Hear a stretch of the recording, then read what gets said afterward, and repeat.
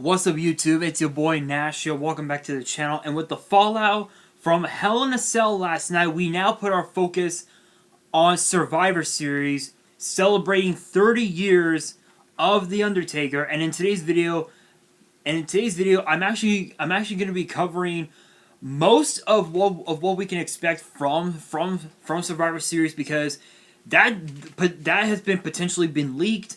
There's also been a potential match for WrestleMania 37 been leaked. Also, too, the big question is The Miz going to cash in his newly won Money in the Bank briefcase tonight on Raw? And this first thing that I'm going to be talking about is Keith Lee getting a new entrance theme. Is it possible? We shall find out. So big shout outs to Andy Murray for that article from What Culture. Let's actually take a look at that article while it is loading. So while it is loading, hopefully you guys are having an awesome Monday. I know that right now things are starting to slowly lit up a bit, but there is hope. There is hope. You never know. Alright, you guys. So here's the article. Good news for people who hate Keith Lee's bland WWE entrance theme. A new report from PW Insider states that the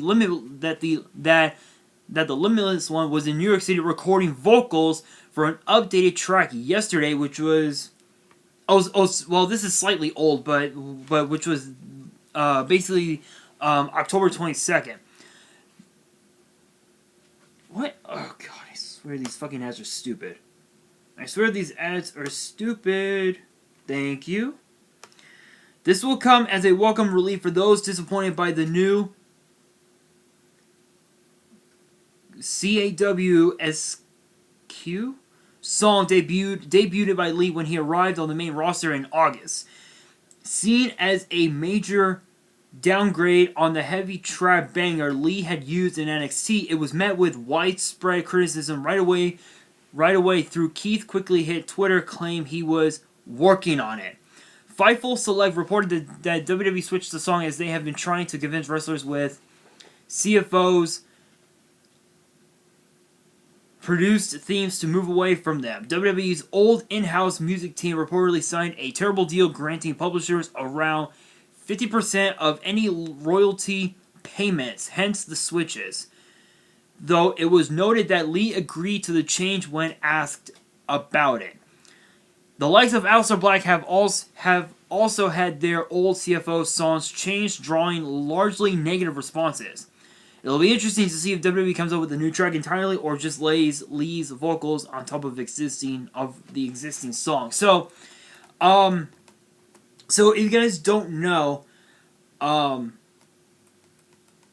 the original song that Keith Lee had in NXT, he was the one doing all the vocals. If you guys listen to it, I believe it's still on the WWE Music official YouTube page. Definitely check that out. Big shout out. That song was pretty lit. It was pretty lit. It basically summarized what what Keith Lee's ambitions were in NXT, basically. And one thing that I've learned from watching Keith Lee from his days in NXT up until now, it's the fact that he's always won with himself and one with the fans. That was always his biggest pet peeve, was the fact that he was always one with himself, one with the fans, and one with how he does things in the ring. And that was the one thing that I liked about Keith Lee. As far as this new interest of his, honestly, the current theme that he has now, I'm gonna be honest. I'm gonna be honest. It is pretty bland. It's kind of bland. But to be honest, as far as whether or not we'll get it, he claimed, on Twitter, he said that he was working on it. So we may end up seeing it sometime tonight. But we could also see it in the upcoming weeks on Raw, or we could potentially see it at Survivor Series, which is a high possibility. But that's the thing. Worst case scenario, we hear it in the upcoming weeks. Best case scenario, we hear it tonight, and they get more and WWE gets more criticism. So the way I see it, it's better to get criticism now than wait until Survivor Series, because for Survivor Series, with Survivor Series right around the corner, the possibilities are, again, I know I always say about the possibilities are endless, but I honestly can't wait for his new theme. I can't wait. I think it's going to be pretty cool. Alright, so, let's see if I can find that article. So the big question is The Miz, if I can find it,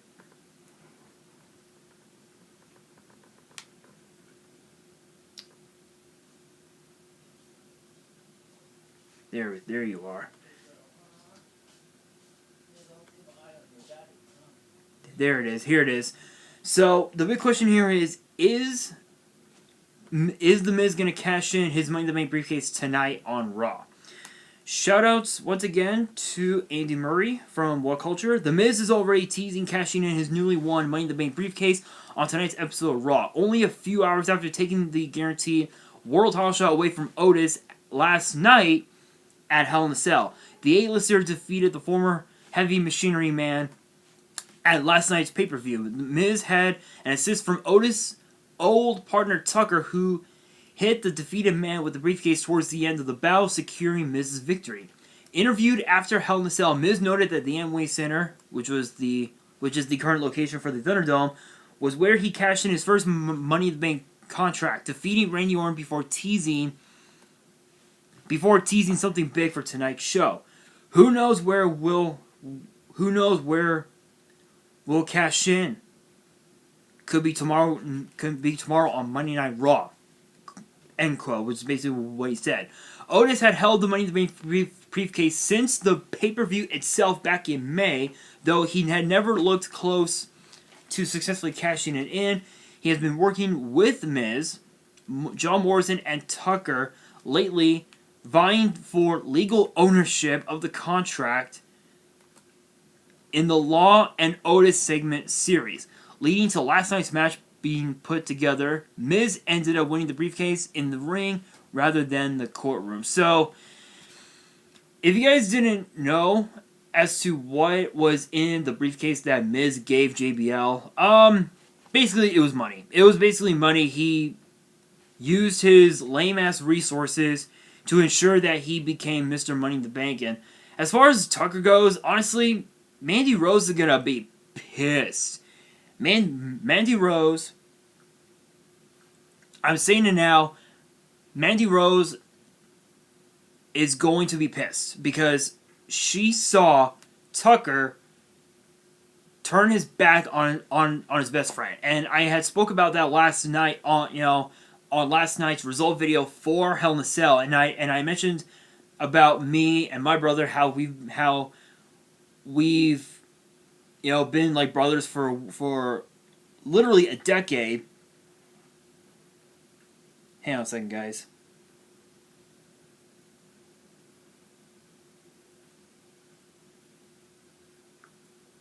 Alright, never mind.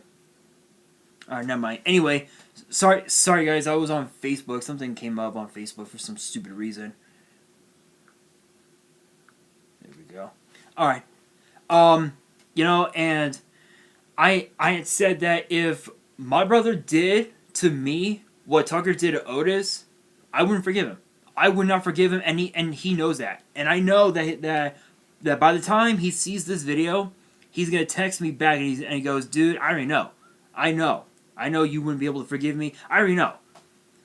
So again, I wouldn't be able to forgive him. It would take years for him to regain my trust. As far as this goes, there's no way Otis and Mandy Rose will be able to forgive Tucker. There's no way in hell.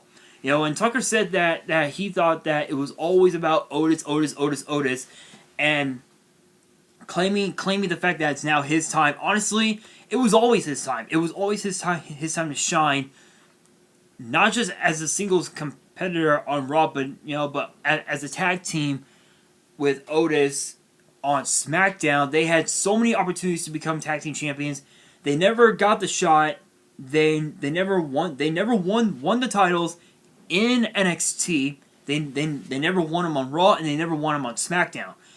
Odds are, I think this is the best thing for Tucker. Give him that big singles push that Big E has now. Give him that. Who knows? He could be a world champion. He could go after Bobby Lashley and the United States title.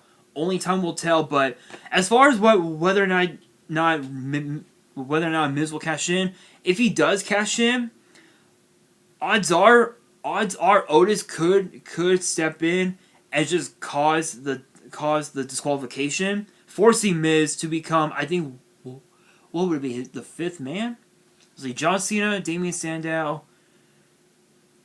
Baron Corbin, Braun Strowman. Yeah, literally becoming the fifth man to cash in Money in the Bank and fail to win the title. That is a high possibility, but that's just my honest opinion on it. But anyway, with that being said, there is another article that I want to bring up in this video, and this actually ties with one I'm about to reveal, and it's actually about Survivor Series, whether or not we're going to see NXT as part of Survivor Series like they did last year. So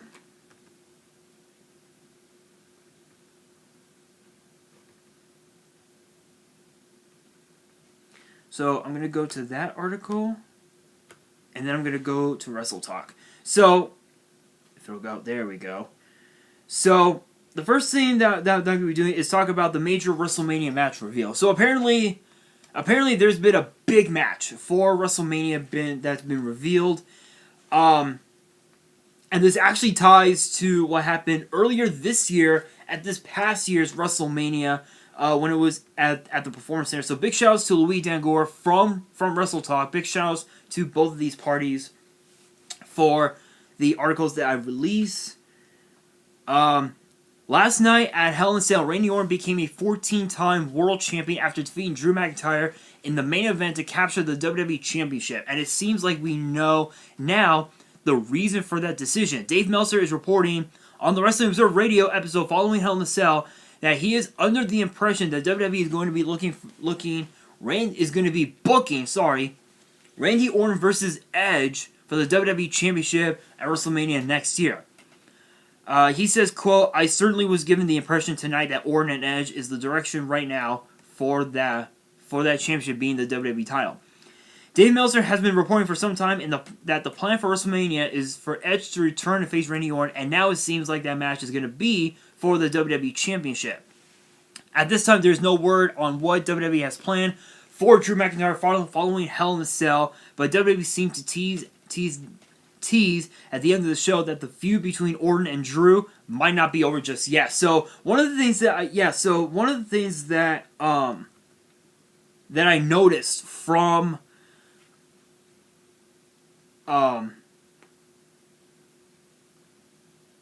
from that match was okay.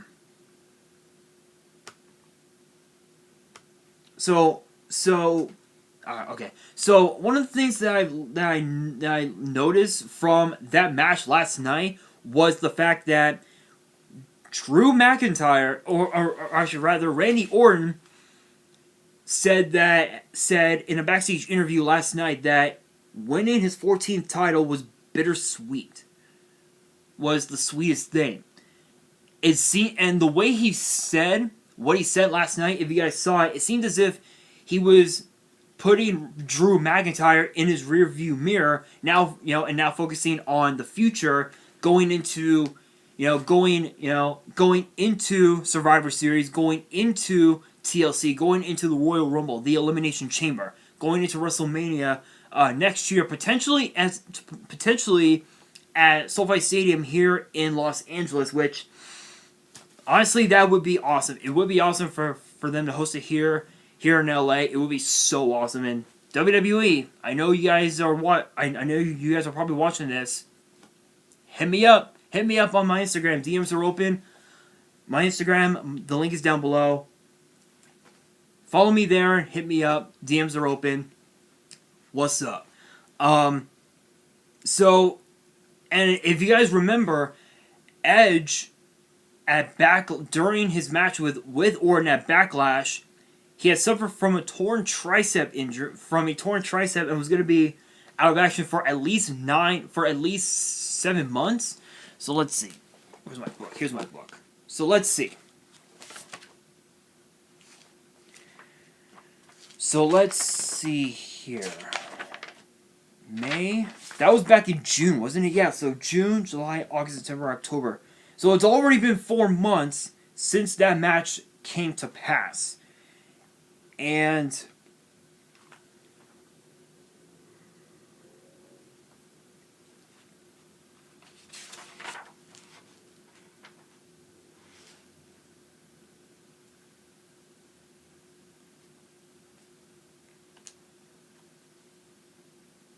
yeah, so it's been 4 months since that match came to pass, and obviously, if you guys remember my result video for that one, I had revealed that it was Randy Orton who picked up the victory over Edge, and he was considered to be the greatest wrestler of all time. This, right, I think this ties so perfectly because with Drew McIntyre still trying, biting to become a 2-time WWE champion with Edge in the fold, this ties so well. This is so perfect because with these three together, there's no telling what can happen. We could see a triple threat match at WrestleMania, but keep in mind this. We still haven't heard from Brock Lesnar. It's been since WrestleMania since we saw Brock Lesnar in WWE, which begs the question, could we see Brock Lesnar get involved? Because Brock Lesnar has dealt with Edge before. He's dealt with Randy Orton before. He's dealt with Drew McIntyre before. So we could also potentially see a fatal 4-way match moving forward. But according to Dave Meltzer, he believes that it could potentially be one-on-one between Edge and Orton. As far as whether or not that can happen, honestly, I don't know. It's kind of hard to see it. But with that being said,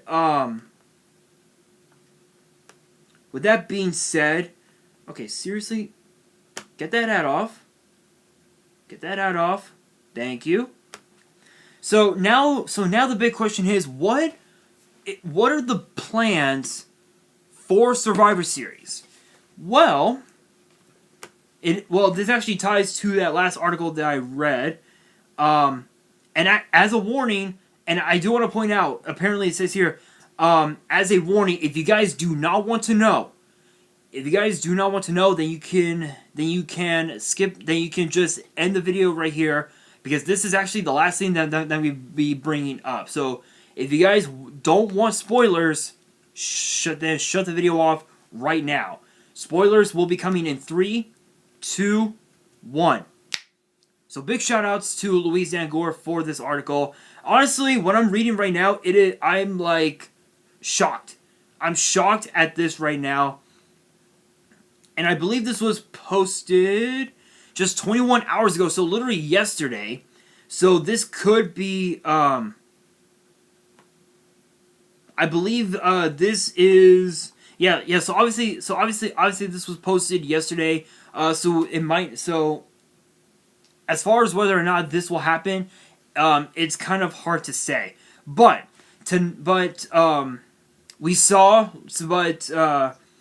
Obviously we saw Roman Reigns defend his Universal Championship against his own cousin Jey Uso, and of course McIntyre against Orton. Both matches will be decided inside Hell. Both matches were decided inside Hell in a Cell. And according to Dave Meltzer, it was noted he noted that Supposedly, Reigns and McIntyre are going to be going one-on-one at Survivor Series next month, implying both are going to retain their titles at Hell in a Cell. Obviously, Drew McIntyre did not retain his title. He actually lost the title to Randy Orton, which we spoke about earlier, which I spoke about just moments ago. And as far as whether or not NXT will be involved, it's unlikely. It's unlikely because of the pandemic. But as far as what we know, the 4 matches are going to be as follows. Roman Reigns, supposedly it's now going to be Reigns versus the article here says Reigns versus McIntyre, Sami Zayn versus Bobby Lashley, the Street Profits versus the New Day, and Bayley versus Asuka.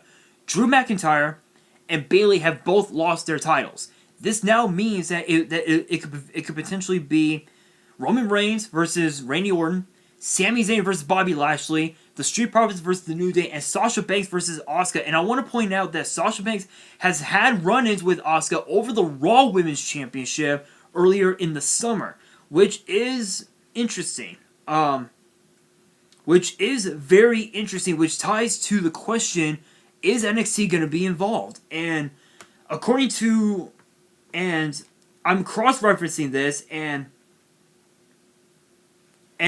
shout-outs to, I believe, Gareth Morgan? No, Andrew Pollard from What Culture for this article.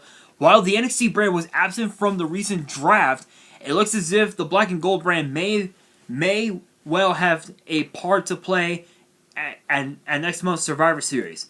For those who missed it, last night's Hell in a Cell pay-per-view served up a graphic promoting this year's Survivor Series show. The graphic in question featured the same logo at last year's edition of the annual event. Which obviously, if you guys didn't notice, on the left side of the screen featured red, so obviously red was Raw. SmackDown on the right was blue. In the middle showed a bit of yellow. That means NXT. It is possible. That logo featured red, gold, and blue colors to seemingly represent the Raw, NXT, and SmackDown brands respectively. Not to mention the 2019 Survivor Series saw NXT featured in battle against both Raw and SmackDown, with NXT even being the overall winner when it came to these matches. Elsewhere, PW Insider is reporting that this year's Survivor Series will, as expected, take place inside the Thunderdome setting of Orlando's Amway Center. At present, WWE's deal with the Amway Center runs through until the end of November, which means that Survivor Series is scheduled to be one of the last events held at the venue under this current arrangement. So, the big question here is, are they going to be involved? Honestly, I don't think so, because for one, we still don't know. I thought so. That guy, never mind.